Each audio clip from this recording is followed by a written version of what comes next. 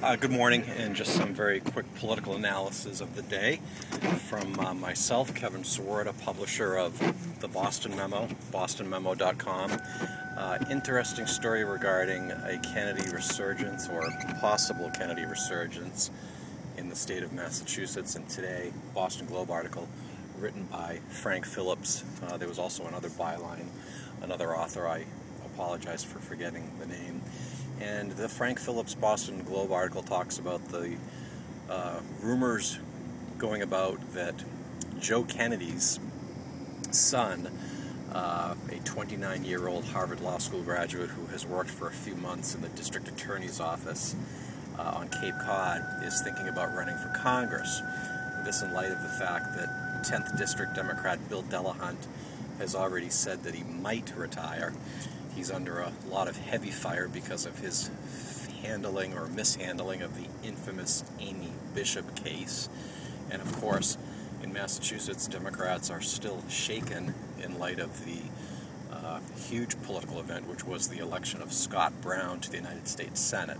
Scott Brown, of course, being the resurgent Republican, and in the 10th District, which pretty much runs from Quincy all the way down to the Lower Cape, to the very tip of Cape Cod, Provincetown. In the 10th District, Scott Brown won and beat Martha Coakley there overwhelmingly. So it does make one ponder, what are the Kennedys thinking about? Have they learned nothing? The name Kennedy just doesn't pull in the votes like it used to. It's very much a tarnished brand. You might compare it to Schlitz beer. Once upon a time, #1, now it's on that lowest shelf of the grocery store. I don't see him doing it. He's worked for a few months as an assistant DA.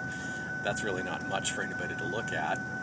And we just had a message sent around the world that it doesn't matter what your last name is. In serious times like these, people are clearly looking for a lot more than a legacy or Camelot, as Jacqueline Kennedy first described it right after the assassination, when she did her first famous interview, and that's how we have the name Camelot.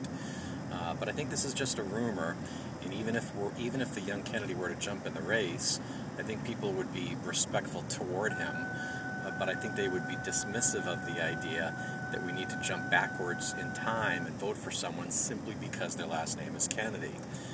Once upon a time in the 1960s, when the late Ted Kennedy first ran for the Senate, it was his Democratic opponent, McCormick, who said if it weren't for the fact that your last name were Kennedy, your candidacy would be a joke, etc., etc. We all remember that famous line. It didn't work then, but the fact of the matter is, it sure would work now. The Romanovs fell in 1916, the Hohenzollerns in 1918.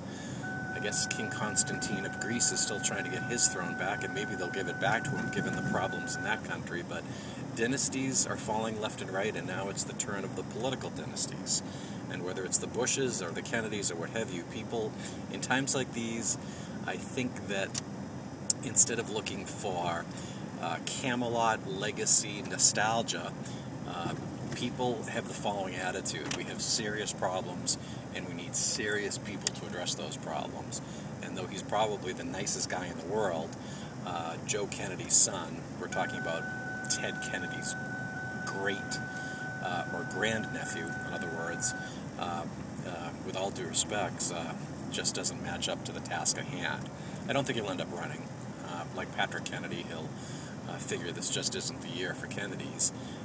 And in the 10th District congressional race, I think Delahunt is almost stuck in the race, because in an ironic way, as much as he wants to retire, and that's as obvious as the nose on his face, if you'll pardon me, as much as he wants to retire, if he retires now, it looks as if he's bailing because of the Amy Bishop case.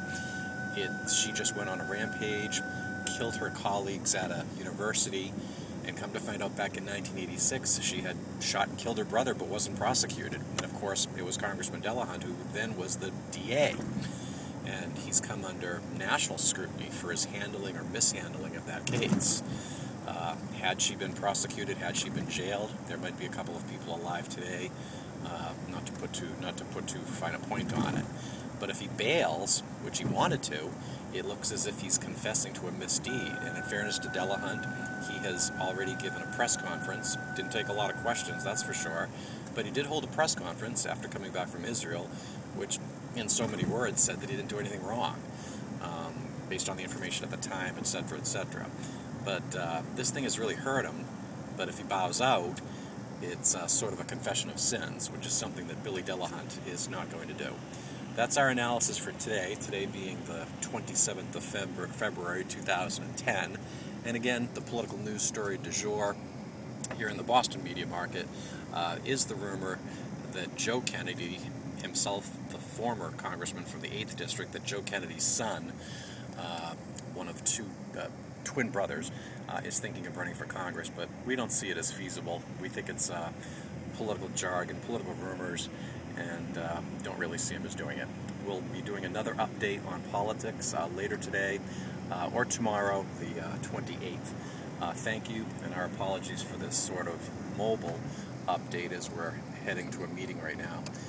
And again, please click on bostonmemo.com. That's bostonmemo.com for all the political and pop culture news in the greater Boston area.